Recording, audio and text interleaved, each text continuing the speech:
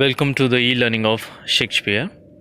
Today we are going to see one of his famous dramas, that is Antony and Cleopatra.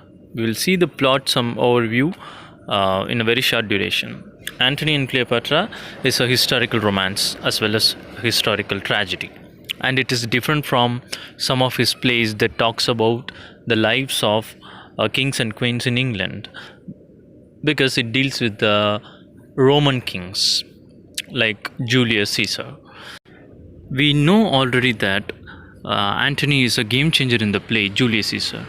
With his gifted art of eloquence, he changes the crowd against Brutus with his famous dialogue, Friends, Romans, and countrymen. Whereas in this play, we are seeing the Antony, the weaker side of Antony. Now we'll see the important characters. Mark Antony, none but the same character who appears in Julius Caesar, the best friend of Julius Caesar. Cleopatra, the Egyptian queen, and she is the epitome or the embodiment of beauty. She trapped many generals and stalwarts like Julius Caesar with her beauty. And I have used the word trapped deliberately. Now we are seeing the plot overview. Later we will approach in feministic approach, so that you will know the difference, how she is depicted, how the image of Cleopatra is reduced into a mere seductress. Octavius Caesar is the stepson and nephew of Julius Caesar. He can be considered as the antagonist. Though he is against Antony, he mourns for his loss. Lepidus is one of the triumvirates of Rome. Now they have to face a common enemy, Pompey, who is mustering his army against Rome. At any time he can attack Rome. It is the time for the triumvirates to reunite. Enobarbus is a faithful friend and companion to Mark Antony. He is a very important character. And Octavia is the daughter of Octavius Caesar, whom Mark Antony marries in the course of the play. We have to bear in mind that Mark Antony has married Fulvia already. The play opens with a most iconic scene that two soldiers are talking about the decadent stage, the deteriorating stage of their general, once who was most powerful and most charismatic. But now he is spending his life in wailing his time in Egypt. Antony is in madly love with Cleopatra and forgets the whole world. He forgets his responsibilities and duties which should be carried out as a general. And Cleopatra, she is very faithful and loyal to Antony, and which is mentioned by Shakespeare. Although she has been with many generals, including Julius Caesar, she is really in love with Antony, and they both just prefer their company, nothing else. If they were ordinary people, this could not be counted as a hamartia or a weakness. Now Antony gets a sad message from the messenger that his wife Fulvia has died. Antony immediately returns to Rome and he realizes that he has wasted a lot of time, and everybody is dissatisfied with his behavior and his neglecting of his duties. There is also imminent threat that Pompey can attack Rome any point of time, and it is the time for the triumvirates to reunite. And this reunion happens mainly through the marriage between Antony and the daughter of Octavius Caesar, Octavia. Enobarbus, Antony's closest friend, predicts to Caesar's men that, despite the marriage, Antony will surely return to Cleopatra.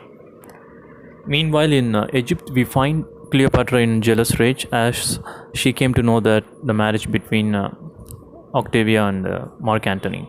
However, she is been pacified by her maidens, saying that Octavia is not beautiful as Cleopatra, so she regains her confidence to win back Antony. Thankfully, in Rome, without any loss of lives, Pompey and the triumvirs come for an agreement. In the exchange of cities like Sardinia and Sicily, Pompey comes to a peace treaty. They celebrate this truce in that evening. At the time, one of Pompey's soldiers reveals the plan which they had to assassinate the triumvirates so that they can hold the world power but Pompey dismisses the scheme as an affront to his honor. Antony and Octavia departs for Athens. Once they are gone, Caesar breaks his truce. With the help of Lepidus' army, he defeats Pompey and violates the peace rule. Moreover, he accuses Lepidus for treason, and Caesar confiscates his possession and money. This enrages Antony. The war clouds begin to form. Octavia pleads with Antony to maintain a peaceful relationship with her brother. If Antony and Caesar fight, her affection would be divided and she'll be the one who'll suffer a lot. Antony sends Octavia to Rome for peace mission and quickly returns to Egypt to see Cleopatra. There he raises a large army to fight Caesar. Despite the warning of Enobarbus, Antony chooses sea to fight against Caesar. Their fleets are much more stronger. That's why Enobarbus opposes the idea to fight them in the sea. He suggests them to face in the battleground, which is ignored by Antony. Moreover, he takes Cleopatra with him in one of the ships. As predicted by Enobarbus, they face defeat and Cleopatra's ships flees, which is followed by Antony's ships, leaving the rest of the fleet vulnerable. A war general cannot do this. Even Antony wouldn't do that, but his eyes turn blind in the love of Cleopatra. Antony and Cleopatra send request to their conqueror, Octavius Caesar. Antony asks to be allowed to live in Egypt, while Cleopatra asks that her kingdom to be passed to her rightful heirs. Caesar dismisses Antony's request, but he promises Cleopatra a fair trial if she betrays her lover. Cleopatra seems to have thoughts regarding this for a microsecond, which is being cursed by Antony that she is a treacherous whore. Furious Antony whips the innocent messenger. After some time later, Antony forgives Cleopatra. Enobarbus decides that his master is finished and he takes the sides of Caesar. Unexpectedly, Antony gets victory the other day. When he learns of Enobarbus' desertion, Antony laments his own bad fortune and he thinks that he's the one who is responsible for changing a honorable man into the corrupted one. He sends his friend's possession to Caesar's camp and returns to Cleopatra to celebrate his victory. Enobarbus, undone by the shame at his own disloyalty, plagued by the guilt feelings, and dies. Another day brings another battle, and once again Antony meets Caesar at sea. The same mistake again. As before, the Egyptian fleet proves treacherous. It abandons the flight and leaves Antony to suffer defeat. Convinced that his lover has betrayed him, Antony vows to kill Cleopatra. In order to protect herself, she quarters herself in her monument and sends word that she has committed suicide. Antony, racked with grief, determines to join his queen in the afterlife. He commands one of his attendants to fulfill his promise, that implicit obedience, show your implicit obedience by killing me, but the attendant kills himself instead.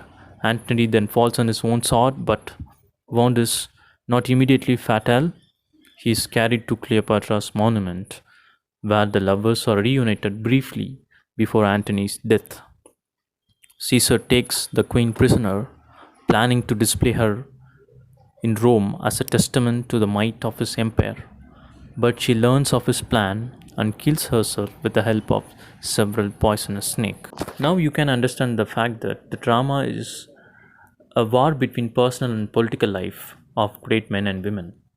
How the politics affects the personal life and how the personal life takes all these lead characters to take fatal decisions. We'll see about the feministic approach of this play in the forthcoming videos. Thank you.